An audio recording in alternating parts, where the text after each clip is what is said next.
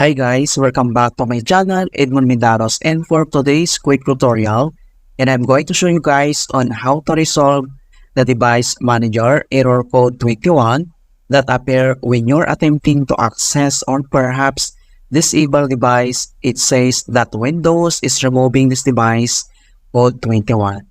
Alright, so without further ado, and let's go ahead.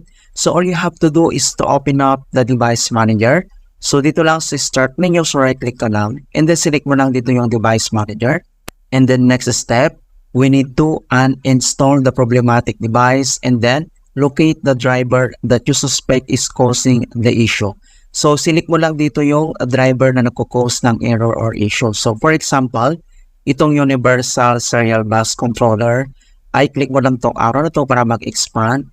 And then select mo lang dito isa sa mga drivers niya, and then select mo lang siya.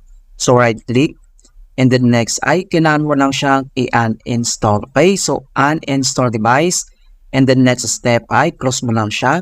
So dito sa start menu, kailangan mo lang mag-restart. Okay, so if the error is still persists, and do this another solutions. Okay, so ang next solution na gagawin natin ay dito lang sa start menu, so right click ka lang, and then select mo lang dito yung run. Okay, so dito sa run box ay kailangan mo lang i-type yung command keyword na msconfig, and then click mo lang itong OK.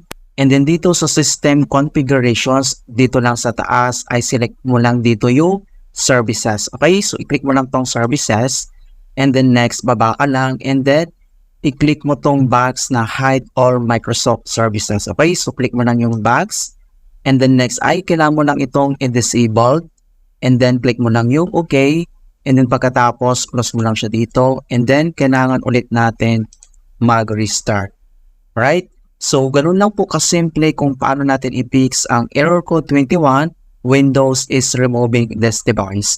Okay? So, please don't forget to like this video, subscribe to my channel for more quality content. Thank you guys, and see you in my next tutorial.